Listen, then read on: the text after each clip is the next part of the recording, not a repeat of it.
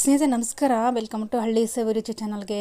ನೋಡ್ತಾ ಇರ್ಬೋದು ಬೆಣ್ಣೆನ ಒಂದೇ ವಾರದಲ್ಲಿ ಒಂದು ಈ ಮಿನಿಮಮ್ ಏನೆಲ್ಲ ಅಂತಂದ್ರೆ ಹತ್ತತ್ರ 1 kg ಆಗೋವಷ್ಟು ಬೆಣ್ಣೆನ ಮನೆಯಲ್ಲೇ ಮಾಡ್ಕೋಬೋದು. ಬರೀ ಅರ್ಧ ಲೀಟ್ರ್ ಹಾಲಲ್ಲಿ ನಾವು ಮಾಡುವಂಥ ಬೆಣ್ಣೆ ಏನಪ್ಪ ಅಂತಂದರೆ ಎಷ್ಟಪ್ಪ ಅಂತಂದರೆ ಅರ್ಧ ಲೀಟ್ರು ನೈಟ್ ಹೆಪ್ಪಾಕಿ ಮೊಸರು ಮಾಡಿಕೊಂಡ್ರೆ ಅರ್ಧ ಲೀಟ್ರ್ ಹಾಲಲ್ಲಿ ನಾವು ವೀಕ್ಲಿ ಒಂದು ಅರ್ಧ kg 3/4 kg ತನಕ ನಾವು ಬೆಣ್ಣೆನ ಮಾಡ್ಕೋಬೋದು. ಇಲ್ಲಿ ನೋಡ್ತಾ ಇರ್ಬೋದು ನಮ್ಮ ಅಕ್ಕ ಇಲ್ಲಿ ಬೆಣ್ಣೆನ ಮಾಡಬೇಕು ಅಂತ ಮಜ್ಜಿಗೆ ಒಂದು ವಾರದಿಂದ ಕೆನೆನ ಕೂಡಿಟ್ಟಿದ್ವಿ. ಚೆನ್ನಾಗಿ ಕಾಸಬೇಕಾಗುತ್ತೆ, ಹಾಲು ಕೆನೆ ಕೂಡಿಡಬೇಕಾಗುತ್ತೆ. ಕೆನೆಯಿಂದನೇ ಬೆಣ್ಣೆ ತುಂಬ ಚೆನ್ನಾಗಿ ಬರೋದು. ಮೊಸರಿಂದ ಖಂಡಿತವಾಗ್ಲೂ ಬೆಣ್ಣೆ ಅಷ್ಟೊಂದು ಚೆನ್ನಾಗಿ ಬರೋಲ್ಲ. ಅದಕ್ಕೋಸ್ಕರ ಇಲ್ಲಿ ನಾವು ಏನಪ್ಪ ಅಂತಂದರೆ ಒಂದು ವಾರಗಟ್ಟಲೆ ನೋಡ್ತಿರ್ಬೋದು 2 ಬಾಕ್ಸ್ ಆಗಿತ್ತು ಕೆನೆ. ಅಂದರೆ ಮಧ್ಯಾಹ್ನ ಮತ್ತು ಬೆಳಗ್ಗೆ ಕಾಸಿ ಕೆನೆನ ತೆಗೆದು ಈ ರೀತಿ ಇಟ್ಟಿರ್ತೀವಿ. ಬೆಳಗ್ಗೆ ಒಂದು ಅರ್ಧ ಲೀಟ್ರು, ಮಧ್ಯಾಹ್ನ ಒಂದು ಅರ್ಧ ಲೀಟ್ರ್ ಹಾಲು ಏನು ತರಿಸಿರ್ತೀವಲ್ವ, ಆ ತರಿಸಿರುವಂಥ ಹಾಲು ಚೆನ್ನಾಗಿ ಎರಡು ಸರಿ ಕಾಸಬೇಕಾಗುತ್ತೆ. ನೈಟು 2 ಸರಿ ಕ್ಲೀನಾಗಿ ಕಾಸಬೇಕು, ಮತ್ತು ಬೆಳಗ್ಗೆ ಮತ್ತು ಮಧ್ಯಾಹ್ನ ಆ ರೀತಿ ಚೆನ್ನಾಗಿ ಕಾಸಿ ಕೆನೆನ ತೆಗೆದು ಈ ರೀತಿ ಬೆಣ್ಣೆನ ಮಾಡ್ಕೊಳ್ಳೋದ್ರಿಂದ ಇವಾಗ 800 ರೂಪಾಯಿ kg ಬೆಣ್ಣೆ ಆಗಿದೆ. ಎಷ್ಟೆಲ್ಲ ಲಾಭ ಆಗುತ್ತೆ. ಹಾಲು ಸಿಗುತ್ತೆ, ಬೆಣ್ಣೆ ಸಿಗುತ್ತೆ, ಮೊಸರು ಸಿಗುತ್ತೆ, ಮಜ್ಜಿಗೆ ಸಿಗುತ್ತೆ. ಬರೀ ಅರ್ಧ ಲೀಟ್ರ್ ಹಾಲಲ್ಲಿ ಇಷ್ಟೊಂದು ಎಲ್ಲ ಹೆಲ್ಪ್ ಆಗುತ್ತೆ. ನೀವು ಕೂಡ ಅಷ್ಟೇ ಡೇರಿ ಕಡೆಯಿಂದ ನಾವು ಈ ರೀತಿ ಹಾಲು ತಗೊಂಬಂದು ಪ್ಯಾಕೆಟಲ್ಲ, ಪ್ಯಾಕೆಟಿಂದ ಮಾಡಿರೋಂಥ ಮೊಸರು ಮಜ್ಜಿಗೆ ಅಲ್ಲ ಸ್ನೇಹಿತರೆ, ಪ್ಯೂರ್ ಆಕಳು ಹಾಲು ಇಲ್ಲ ಎಮ್ಮೆ ಹಾಲು ಡೇರಿ ಕಡೆಯಿಂದ ನಾವು ತಂದುಬಿಟ್ಟು ಈ ರೀತಿ ಮನೆಯಲ್ಲೇ ಮಾಡ್ತೀವಿ. ಬರೀ ಮಿಕ್ಸಿಗೆ ಹಾಕಿಡಿದ್ರೆ ಚೆನ್ನಾಗಿ ಈ ರೀತಿ ಬೆಣ್ಣೆ ಕರೆಕ್ಟಾಗಿ ಬರುತ್ತೆ, ತುಂಬ ಚೆನ್ನಾಗಿ ಬರುತ್ತೆ. ನೀವು ಕೂಡ ಒಮ್ಮೆ ಟ್ರೈ ಮಾಡಿ ನೋಡಿ. ಒಂದು ವಾರದಲ್ಲೇ ನೀವು ಮಿನಿಮಮ್ ಒಂದು 3/4 kg ಆಗುವಷ್ಟು ಬೆಣ್ಣೆನ ಮನೆಯಲ್ಲೇ ಕೂಡಿಟ್ಕೊಂಡು ಈ ರೀತಿ ಬೆಣ್ಣೆನ ಮಾಡ್ಕೋಬೋದು. ಹೊರಗಡೆ ತಂದಿರ್ತೀವಿ ಅಂದ್ಕೊಳ್ಳಿ, ಆ ಬೆಣ್ಣೆದಲ್ಲಿ ಎಷ್ಟು ಮಿಕ್ಸ್ ಮಾಡಿರ್ತಾರೆ ಅಂತಂದರೆ ಮೈದಾ ಹಿಟ್ಟೆಲ್ಲ ಮಿಕ್ಸ್ ಮಾಡಿರ್ತಾರೆ ತೂಕ ಬರಲಿ ಅಂತಂದ್ಬಿಟ್ಟು. ಖಂಡಿತವಾಗ್ಲೂ ಹೊರಗಡೆ ತಂದು ತಿನ್ನೋದಕ್ಕಿಂತ ಮನೆಯಲ್ಲೇ ಈ ರೀತಿ ಬೆಣ್ಣೆನ ತೆಗೆದು ತುಪ್ಪನ ಕಾಸಿ ಮಾಡೋದ್ರಿಂದ ತುಂಬ ಚೆನ್ನಾಗಿ ಬರುತ್ತೆ. ಯಾಕೆ ನೀವು ಟ್ರೈ ಮಾಡಬಾರ್ದು ಅಲ್ವಾ? ಅಪ್ಪಿ ಯಾರಾದರೂ ಅಕ್ಕಪಕ್ಕ ಮನೆಯಲ್ಲಿ ಏನಾದರೂ ಆಕಳ ಎಮ್ಮೆ ಏನಾದರೂ ಇತ್ತು ಅಂತಂದರೆ ಅವ್ರ ಮನೆಯಲ್ಲೇ ಹಾಲು ತಂದು ಈ ರೀತಿ ಮಾಡೋದ್ರಿಂದ ತುಂಬ ಚೆನ್ನಾಗಿ ಬೆಣ್ಣೆ ಬರುತ್ತೆ. ನೋಡ್ತಾ ಇರ್ಬೋದು. ಒಂದು ವಾರ ಫ್ರಿಜ್ಜಲ್ಲಿ ಇಟ್ಟರೆ ಬೆಸ್ಟು. ಹೊರಗಡೆ ಇಡ್ತೀವಿ ಅಂತಂದರೆ ಸ್ವಲ್ಪ ಹುಳಿ ಬರುತ್ತೆ, ಮಜ್ಜಿಗೆ ಹುಳಿ ಆಗುತ್ತೆ. ಒಂದು ವಾರಗಟ್ಟಲೆ ನಮಗೆ ಕೆನೆ ಕೂಡಿಡೋದಕ್ಕೆ ಫ್ರಿಜ್ ಇಲ್ಲ ಅಂದರೆ ಸ್ವಲ್ಪ ಕಷ್ಟ ಆಗುತ್ತೆ. ಒಂದು 3 ದಿನಕ್ಕೋ 4 ದಿನಕ್ಕೋ ಈ ರೀತಿ ಕೆನೆ ತೆಗೆದು ಮಾಡೋದ್ರಿಂದ ಫ್ರಿಜ್ ಇಲ್ಲ ಅಂತ ಅನ್ನೋರು ಮಾಡಿದರೆ ಬೆಸ್ಟ್. ಹುಳಿ ಆಗಲ್ಲ ಮಜ್ಜಿಗೆ, ಬೆಣ್ಣೆ ತುಂಬ ಚೆನ್ನಾಗಿ ಫ್ರೆಶ್ಶಾಗಿ ಸಿಗುತ್ತೆ. ನೋಡ್ತಾ ಇರ್ಬೋದು ಎಷ್ಟು ಚೆನ್ನಾಗಿ ಬಂದಿದೆ ಅಂತಂದ್ಬಿಟ್ಟು. ಎಷ್ಟು ಈ ರೀತಿ ಮನೆಯಲ್ಲೇ ಮಾಡಿಕೊಂಡು ಬೆಣ್ಣೆನ ತೆಗೆದು ಬಿಸಿ ರೊಟ್ಟಿಗೆ, ಚಪಾತಿಗೆ, ಪ್ರತಿಯೊಂದಕ್ಕೂ, ಹೋಳಿಗೆಗೆ, ಪ್ರತಿಯೊಂದಕ್ಕೂ ಯೂಸ್ ಆಗುವಂಥ ಬೆಣ್ಣೆ ಮನೆಯಲ್ಲೇ ಮಾಡಿಕೊಂಡು ತಿನ್ನಿ. ಖಂಡಿತವಾಗ್ಲೂ ಇಲ್ಲಿ ವೀಕ್ಲಿ ಈ ರೀತಿ ಬೆಣ್ಣೆನ ತೆಗಿತೀವಿ. ಅಂದರೆ ಮನಸ್ಸು ಕೊಟ್ಟು ನೀಟಾಗಿ ಹಾಲನ್ನು ಕಾಸಬೇಕಾಗತ್ತೆ. ನೀಟಾಗಿ ಹಾಲು ಕಾಸಿ ಬೆಣ್ಣೆನ ತೆಗೆಯೋದ್ರಿಂದ ಹತ್ತತ್ರ 3/4 kg ಆಗೋಷ್ಟು ಬೆಣ್ಣೆ ಪಕ್ಕ ಬಂದೇ ಬರುತ್ತೆ. ನೀವು ಕೂಡ ಟ್ರೈ ಮಾಡಿ. ಇದಕ್ಕೆ ಯಾವುದೇ ರೀತಿ ಒಬ್ಬೊಬ್ಬರು ಅಂತಾರೆ ನಿಂಬೆಹಣ್ಣು ಹಾಕಿದರೆ ಮಜ್ಜಿಗೆ ಮಾಡುವಾಗ, ಬೆಣ್ಣೆ ಮಾಡುವಾಗ ನಿಂಬೆಹಣ್ಣು ಹಾಕಿದರೆ ತುಂಬ ಚೆನ್ನಾಗಿ ಬರುತ್ತೆ ಅಂತ. ಇಲ್ಲಿ ನಾನು ಯಾವುದೇ ರೀತಿ ನಿಂಬೆಹಣ್ಣು ಆಗಿರ್ಬೋದು ಪ್ರತಿಯೊಂದು ಏನನ್ನೂ ಹಾಕಿಲ್ಲ. ಜಸ್ಟ್ ಮಿಕ್ಸಿ ಮಾಡ್ಕೊಂಡಿದ್ದೀವಿ.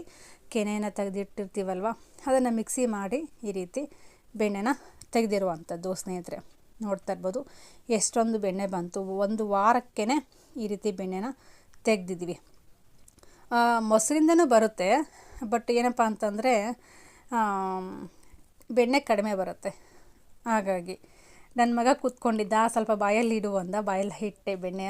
ಅವನಿಗೆ ಫ್ರೆಶ್ಶಾಗಿ ಬೆಣ್ಣೆ ಅಂದರೆ ಮಕ್ಕಳಿಗೆ ತುಂಬ ಇಷ್ಟ, ಅದಕ್ಕೋಸ್ಕರ ಸ್ವಲ್ಪ ಬೆಣ್ಣೆನ ಕೊಟ್ಟೆ. ನೋಡ್ತಾ ಇರ್ಬೋದು ಹಬ್ಬ ಇನ್ನೇನು ಬಂತು, ನಮ್ಮ ಕಡೆ ಹಬ್ಬ ಜೋರಿದೆ. ಹಾಗಾಗಿ ಈ ರೀತಿ ಹಾಲನ್ನು ರಿಪೀಟ್ ಕಾಸಿ ಬೆಣ್ಣೆನ ಮಾಡುವಂಥದ್ದು ಸ್ನೇಹಿತರೆ. ನೋಡಿದ್ರಲ್ವ, ನೀವು ಕೂಡ ಒಮ್ಮೆ ಟ್ರೈ ಮಾಡಿ. ಬೆಣ್ಣೆನ ಸುಲಭವಾಗಿ ಮನೆಯಲ್ಲೇ ಮಾಡುವಂಥ ಒಂದು ಬೆಣ್ಣೆ. ಬಾಟಲಲ್ಲೇ ಹಾಕಿದರೂ ಕೂಡ ನಿಮಗೆ ಬೆಣ್ಣೆ ಆರಾಮಾಗಿ ಸಿಗುತ್ತೆ, ತುಂಬ ಚೆನ್ನಾಗಿ ಬರುತ್ತೆ. ಬಾಟಲಿಂದ ಅಲ್ಲಾಡಿಸಿ ಮಜ್ಜಿಗೆ ಬೆಣ್ಣೆ ಈ ರೀತಿ ಮಾಡಿಕೊಂಡು ಊಟ ಮಾಡ್ಬೋದು.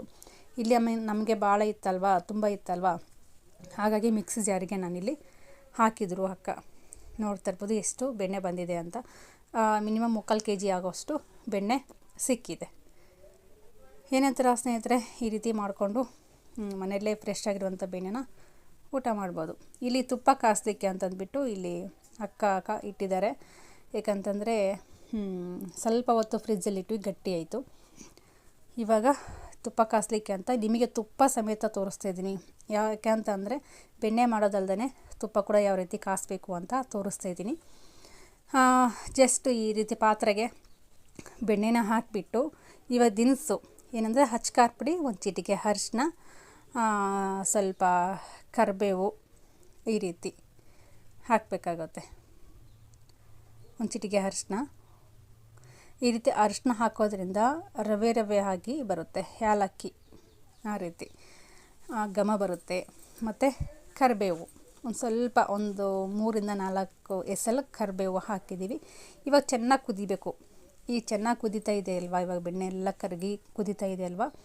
ಇವಾಗ ಇದು ಕೂಡ ಪ್ರೋಸೆಸ್ಸು ತುಂಬ ಇಂಪಾರ್ಟೆಂಟು. ಬೆಣ್ಣೆ ಕಾಸೋದ್ರು ತುಪ್ಪ ಮಾಡೋದ್ರಿಂದ ಮಾಡೋದು ಕೂಡ ತುಂಬ ಇಂಪಾರ್ಟೆಂಟ್ ಆಗಿರುತ್ತೆ. ಇವಾಗ ಕಾಸ್ತಾ ಇದ್ದೀವಲ್ವಾ, ಇವಾಗ ಈ ಕುದಿಯೋದು ಸ್ಟಾಪ್ ಆಗಬೇಕು, ನೊರೆ ಬರಬೇಕು, ವೈಟ್ ನೊರೆ ಬಂದು ಸ್ಟಾಪ್ ಆಗಬೇಕು. ಆ ಒಂದು ಪ್ರೋಸೆಸ್ ತೋರಿಸ್ತಾ ಇದ್ದೀನಿ ನಿಮಗೆ. ಯಾಕಂದರೆ ಎಲ್ಲರಿಗೂ ಬರಲ್ಲ ಬೆಣ್ಣೆ ಮಾಡಿ ತುಪ್ಪ ಮಾಡಲಿಕ್ಕೆ, ತುಂಬ ಜನರಿಗೆ ತುಪ್ಪ ಕಾಸ್ಲಿಕ್ಕೆ ಬರಲ್ಲ. ಹಾಗಾಗಿ ಇವಾಗ ಕುದೀತಾ ಇದೆ ಅಲ್ವಾ, ಫುಲ್ಲು ನೊರೆ ಬರುತ್ತೆ. ಇವಾಗ ನೋಡ್ತಿರ್ಬೋದು ಈ ರೀತಿ ನೊರೆ ಬಂದು ಸ್ಟಾಪ್ ಆಗಿದೆ. ನಾನು ವಿಡಿಯೋ ತೊಗೋಬೇಕಂದ್ರೆ ಆಗಿರಲಿಲ್ಲ, ಮರ್ತೋಗ್ಬಿಟ್ಟೆ. ಹಾಗಾಗಿ ಇವಾಗ ವೈಟ್ ನೊರೆ ಬರುತ್ತೆ, ಅದನ್ನು ಗಮನಿಸಿ. ವೈಟ್ ನೊರೆ ಬರೋದಕ್ಕೆ ಸ್ಟಾರ್ಟ್ ಆಗುತ್ತೆ. ಬಬಲ್ಸ್ ನೋಡ್ತಾ ಇರ್ಬೋದು, ಈ ರೀತಿ ವೈಟ್ ಬಬಲ್ಸು ಬರ್ಲಿಕ್ಕೆ ಸ್ಟಾರ್ಟ್ ಆಗುತ್ತೆ. ಇವಾಗ ತುಪ್ಪದ ಒಂದು ಘಮ ಬರ್ಲಿಕ್ಕೆ ಸ್ಟಾರ್ಟ್ ಆಗುತ್ತೆ. ನೋಡ್ತಾ ಇರ್ಬೋದು, ಫುಲ್ಲು ನೊರೆ ಬರುತ್ತೆ. ನೊರೆ ಬಂದು ಮತ್ತೆ ಸ್ಟಾಪ್ ಆಗುತ್ತೆ. ಆವಾಗ ನಮಗೆ ತುಪ್ಪ ಆಗಿದೆ ಅಂತ ಅರ್ಥ. ನೋಡಿದ್ರಿ ಅಲ್ವಾ, ಈ ರೀತಿ ವೈಟ್ ನೊರೆ ಬರ್ತಾಯಿದೆ. ಇವಾಗ ನಾವೇನು ಮಾಡಬೇಕಪ್ಪ ಅಂತಂದರೆ ಒಂದು ವೀಳ್ಯದೆಲೆ ತೊಗೋಬೇಕಾಗತ್ತೆ. ಅದರಲ್ಲಿ ಸ್ವಲ್ಪ ವಿಭೂತಿ ಹಾಕ್ತೀವಿ. ವಿಭೂತಿ ಹಾಕಿ ಒಂದು ನೀರು ಹಾಕಿಬಿಟ್ಟು ಈ ರೀತಿ ಒಳಗಡೆ ಹಾಕಿಬಿಟ್ಟಿರ್ತೀವಿ. ಒಂದು ವೀಳ್ಯದೆಲೆ ಹಾಕಿದರೆ ಸಾಕಾಗುತ್ತೆ. ಬಟ್ ಇಲ್ಲಿ ನಮ್ಮ ಅಕ್ಕ 2 ವೀಳ್ಯದೆಲೆ ಹಾಕಿದರು. ಇವಾಗ ಸ್ವಲ್ಪ ಹೊತ್ತು ಇದು ಆಗ್ಲಿಕ್ಕೆ ಬಿಡೋಣ. ಅದರ ವೀಳ್ಯದೆಲೆ ಘಮ ಎಲ್ಲ ತುಪ್ಪ ಹೀರ್ಕೋಬೇಕು.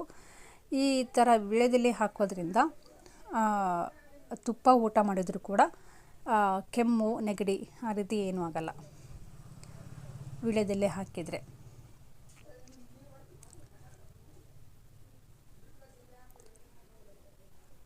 ಇವಾಗ ನೋಡ್ತಾ ಇರ್ಬೋದು,